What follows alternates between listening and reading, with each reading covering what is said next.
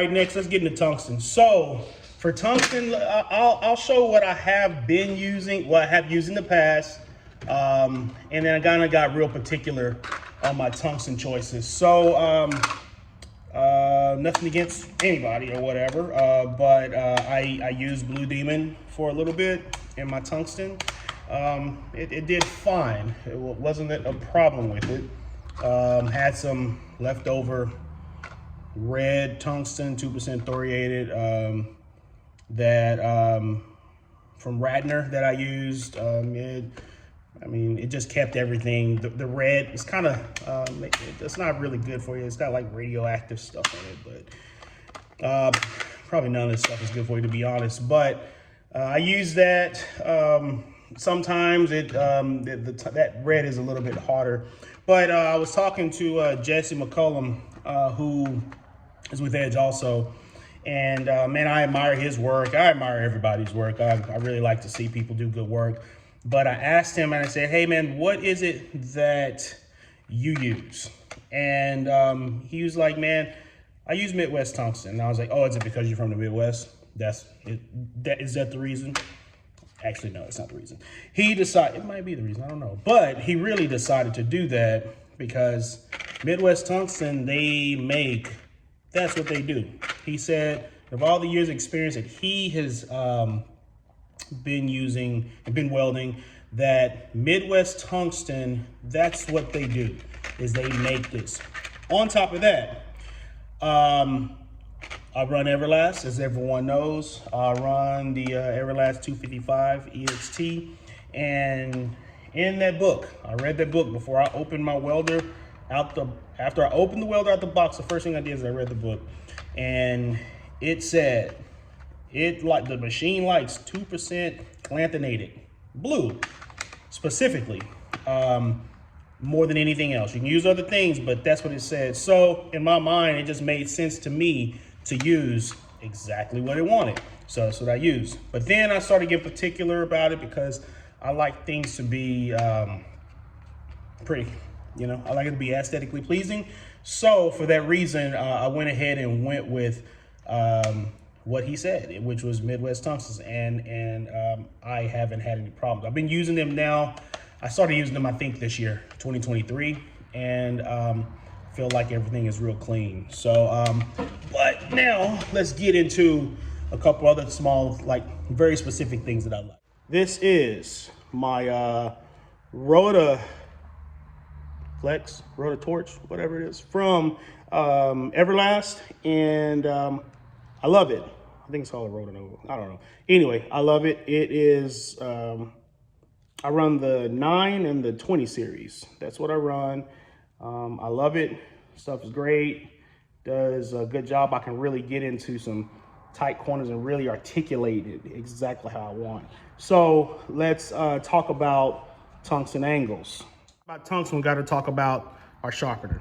So I used to have the Arc Zone handheld tungsten sharpener, and it did great. It was one of my first tungsten sharpeners, but then when I went to FabTech, I saw the Turbo Sharp X, and I noticed it, and I wanted to play with it, and I really like it. So this is, you see it's blue. It is Midwest tungsten, but first I want to get into showing you the different angles and how they do and what they help with. So let's get into that. I just drop it in the 3/32 place and go for it.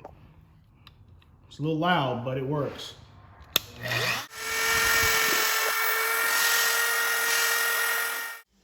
All right, the best part about that is it gets it right every time. There's no guesswork, it gets it right every time. I don't have to think anything about it, and that's at 30. So 30 is a, it's a pretty, sharp number, but it works. I do these, I probably do 30 when I'm doing, some CTSV bricks or something like that. It's just kind of a number that I go to, but when I'm doing something that I want a little bit more penetration with, I'll change that number to be a little bit more wider. So, and I'll show you what it looks like. So this is going to be a weld at 30 degrees, and we'll lay it down and we'll show what it looks like.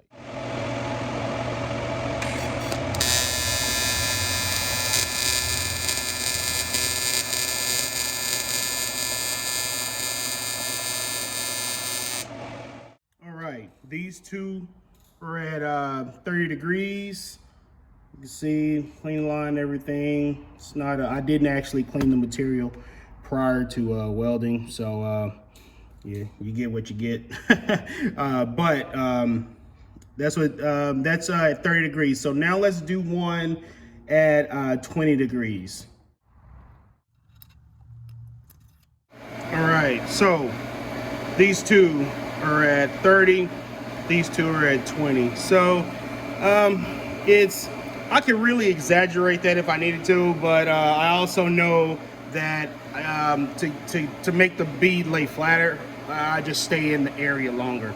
I just slow my travel speed down. So, but let's go to 45, which is probably my go-to for most. Just thought about it. So at the end of the tungsten on a 20, that's what it looks like. And you'll see the difference between the 20 and the 45.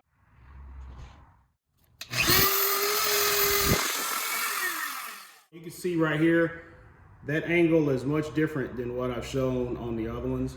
This is a 45. So with the 45-degree angle on your tungsten, you're gonna get a much better penetration, lower weld profile, and so forth. So let's weld something.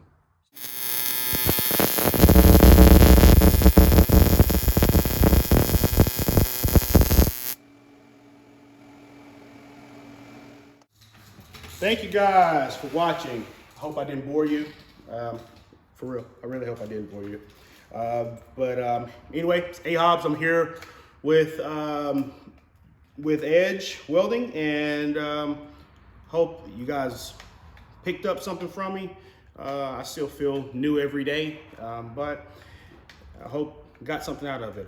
Man, I don't think I showed you guys my my own kit that collab with Edge with. Oh, well, guess what? It's right here in my hand. So, I talked a little bit about that, but these are my kit, Hobbs kit. These are literally, out of all those cups, these are the ones that I use most.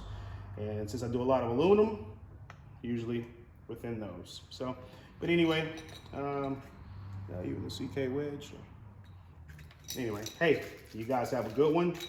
Stay safe, keep welding, keep practicing, because that's the only way you're gonna get better.